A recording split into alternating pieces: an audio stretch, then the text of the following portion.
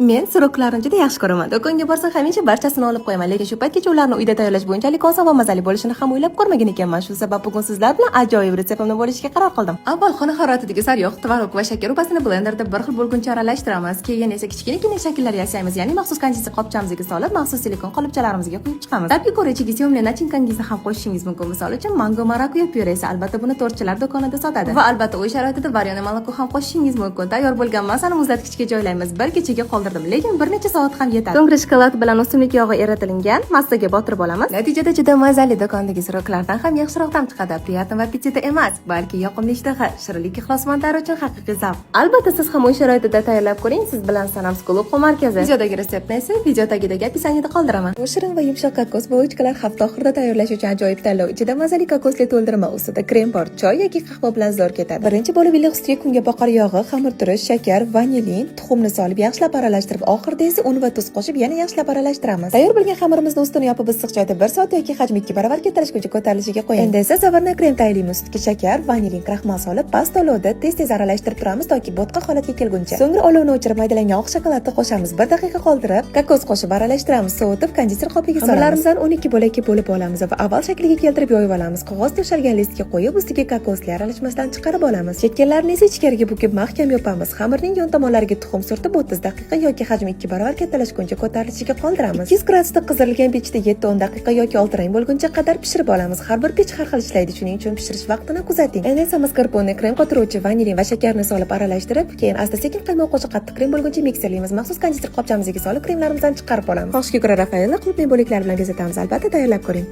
Malinali makadamiya pechenyelar, yumshoq ham shirin, o'rtasida nordon malina, ustida oq kokos, haqiqiy shirin. Birinchi bo'lib malina va shakar o'rta olovda 5-7 daqiqa qaynatib olamiz. So'ngra elakdan o'tkazib, sharbatini ajratib olib, konditser xaltasiga solamiz. Endi esa smetana va qaymoqni qaynoq holatga keltirib olamiz. So'ngra ustiga oq shokolad solib 1 daqiqa kutamiz. Keyin esa yaxshilab aralashtiramiz. Ganashimiz tayyor. Endi esa pechenye yong'oqni blenderda maydalab olamiz, so'ngra ganashni qo'shib xamir holatiga keltiramiz. Xamirni 20 gram qilib bo'lib, shar shaklida yumalab olamiz. Har bir sharni kokos qirintisiga dumalatib boring. Qog'oz ustiga terib, markaziga barmoq yoki qoshiq uchi bilan chuqurcha qiling. Endi 125 gram oq shokoladni eritib va konditser xaltasiga soling. Har bir chuqurchaga malina aralashmasidan soling. Ustidan oq shokolad tomizing. Eng ustiga biroz malina sharbatidan qo'shib, tish cho'p bilan naqsh chizing. Sovutgichga qo'ying, yaxshisi bir kechaga. Qarab sizga ertasiga bizda mana shunaqa mazali ajoyib shirinligimiz tayyor bo'ladi. Albatta tayyorlab ko'ring.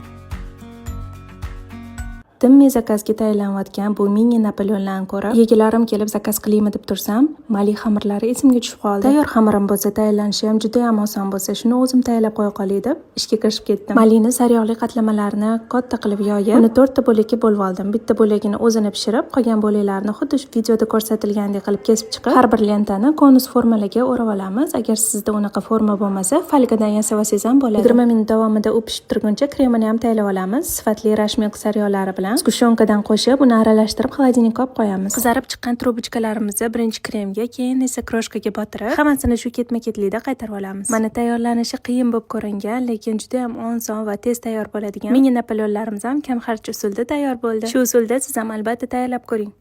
Maktab stolovimizda shunaqangi yumshoq, ustilari yer yong'oqli, juda ham mazali bo'lgan bulochka sotishardi. Qizlar bilan katta tanaffusda tushib, shu bulochka bilan shunaqangi kola olib yerdik. Bunaqa kola olganlarni puli ko'p hisoblanardi o'sha payt. Hozirmasligi o'shani retseptini o'rgatib qo'yaman. Uy sharoitida bemalol shunaqa yumshoqqina bulochka tayyorlaysiz. Iliq sutga fariman drojalardan solamiz, ozgina shakar solib, apara holatiga keltiramiz. Aparamiz osh olgandan keyin ustiga shakar, yog', bitta tuxum, pyrimilki slivkasidan ozgina solamiz. Ozginadan unni qo'shib, qo'limizga xuddi shunaqa yopishguncha xamir qilib olamiz. Qo'limizga yopishni boshlagandan keyin yana o'simlik yog'i solib, xamirimizga yaxshilab ishlov beramiz.